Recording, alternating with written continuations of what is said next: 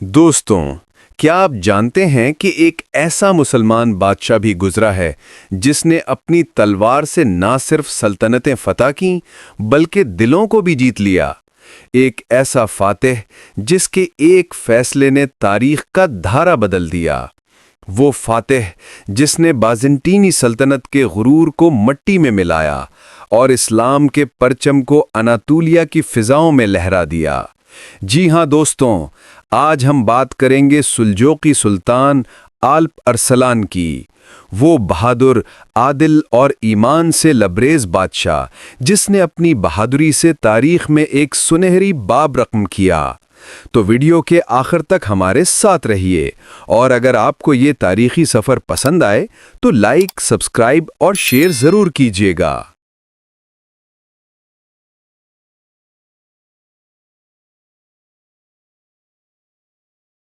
بسم اللہ الرحمن الرحیم۔ آغاز حیات و ابتدائی ایام۔ آلپ ارسلان، جس کا اصلی نام محمد بن داؤد چغری بیگ تھا، اسلامی تاریخ کے ان نایاب ہیروز میں سے ہے جنہوں نے ایمان، علم، حکمت اور بہادری کو یکجا کر کے ایک مثالی حکمران کی حیثیت حاصل کی۔ اس کی پیدائش 20 جنوری 1029 عیسوی کو خراسان کے علاقے میں ہوئی۔ اس کے والد چغری بیگ سلجوقی سلطنت کے بانیوں میں سے تھے اور ماموں طغرل بیگ سلجوقی سلطنت کے پہلے سلطان تھے۔ آلپ ارسلان کا لقب ہی اس کے کردار کی عکاسی کرتا ہے۔ آلپ یعنی بہادر اور ارسلان یعنی شیر، یعنی بہادر شیر۔ بچپن ہی سے آلپ ارسلان علم و ادب اور جنگی تربیت دونوں میں نمایاں تھا۔ اس نے قرآن مجید، حدیث، فقہ اور عربی و فارسی ادب کی تعلیم حاصل کی۔ اس کی والدہ نہایت دیندار خاتون تھیں جو اکثر کہا کرتیں، بیٹا، تلوار ہمیشہ عدل کے لیے اٹھانا، ظلم کے لیے نہیں۔ یہی الفاظ آلپ ارسلان کے دل میں بس گئے۔ ابتدائی عمر میں ہی اس نے کئی جنگی مہمات میں حصہ لیا جن میں بخارا اور نیشاپور کی فتوحات شامل ہیں۔ اس کے اندر قیادت کی صلاحیت فطری تھی۔ جب طغرل بیگ کا انتقال ہوا تو ان کے بعد تخت سلطنت پر آلپ ارسلان کا چچا زاد سلطان سلیمان بیٹھا، مگر جلد ہی اسے معزول کر کے آلپ ارسلان کو 1063 عیسوی میں تخت پر بٹھایا گیا۔ اس وقت سلطنت سلجوقیہ مشرقی ایران، افغانستان، خراسان اور وسطی ایشیا کے بڑے حصے پر مشتمل تھی، مگر داخلی خلتشار اور بیرونی خطرات سے دوچار تھی۔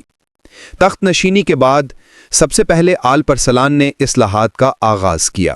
اس نے عدل و انصاف کے نظام کو مضبوط کیا، علماء و فقہا کی عزت بحال کی اور عوام کی شکایات سننے کے لیے دیوان مظالم قائم کیا۔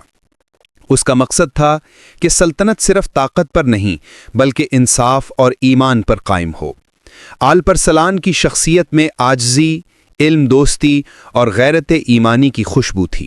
اس نے دربار میں علماء کرام کو نمایاں مقام دیا اور مشہور وزیر نظام الملک طوسی کو اپنی حکومت کا ستون بنایا۔ یہی نظام الملک بعد میں سیاست نامہ جیسی شہر آفاق کتاب کے مصنف بنے۔ آلپ ارسلان کا ایمان اس کی قوت کا سرچشمہ تھا۔ ایک موقع پر اس نے اپنے فوجیوں سے کہا، ہماری تلواروں میں طاقت نہیں بلکہ ایمان کی روشنی ہے۔ یہی ایمان اس کے دل میں آگے چل کر معرکہ منازقر جیسے عظیم واقعے کا سبب بنا۔ اگلے باب میں ہم دیکھیں گے کہ آلپ ارسلان نے کیسے مشرق سے مغرب تک اپنے دشمنوں کو شکست دی اور سلجوقی سلطنت کو اسلام کی سب سے بڑی طاقت میں بدل دیا۔ کامنٹ میں بتائیں آپ کا پسندیدہ اسلامی فاتح کون ہے؟ باب دوم، فتوحات اور میدان جنگ میں عظمت۔ تخت نشینی کے بعد آلپ ارسلان نے اپنی توجہ سب سے پہلے سلطنت کے داخلی استحکام پر مرکوز کی۔ اس نے باغیوں کو کچلا، انتظامی نظام کو منظم کیا اور فوج کو جدید خطوط پر استوار کیا۔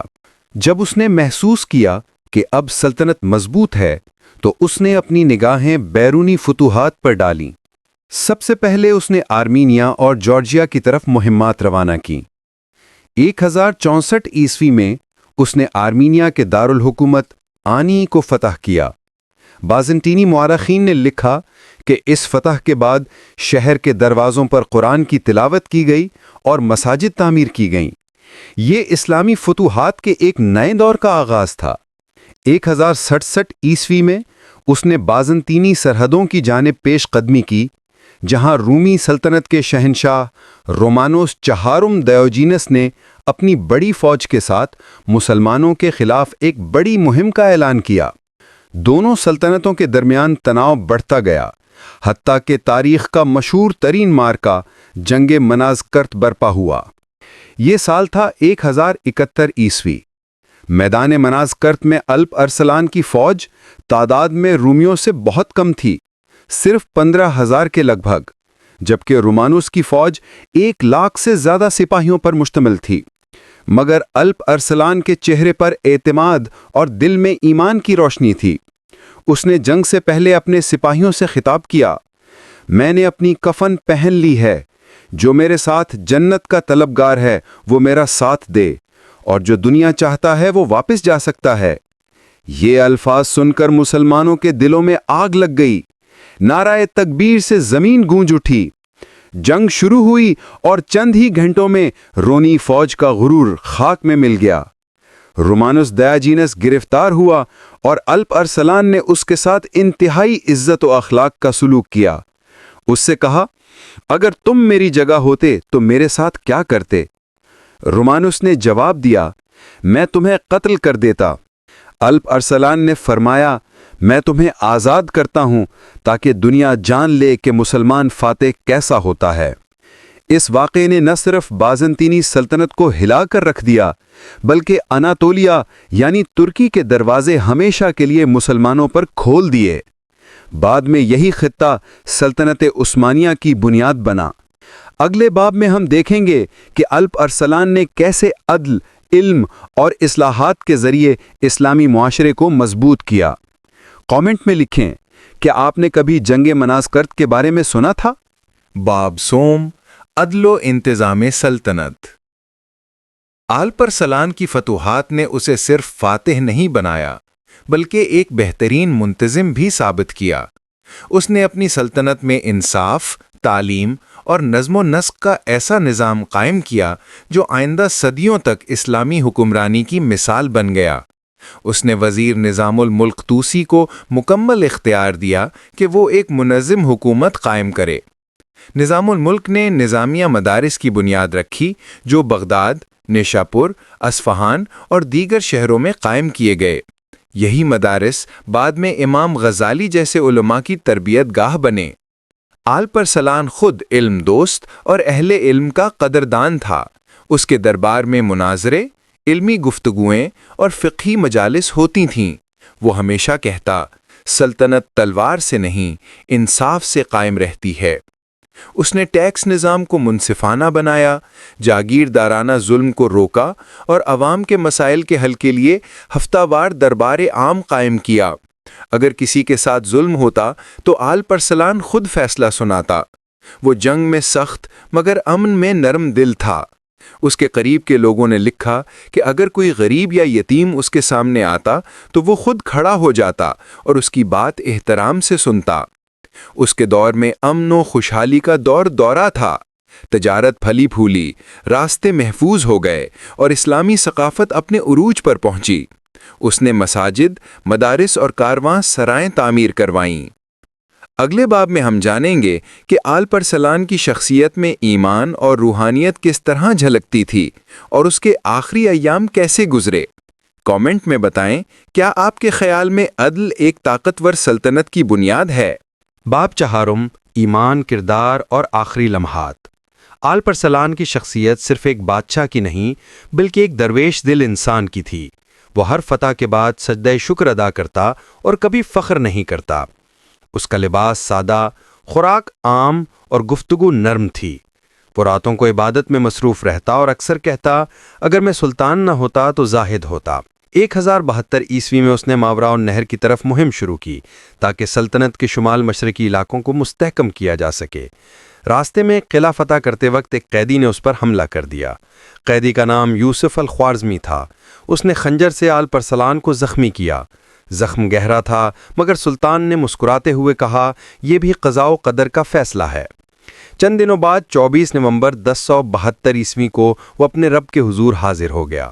اس وقت اس کی عمر صرف 43 برس تھی۔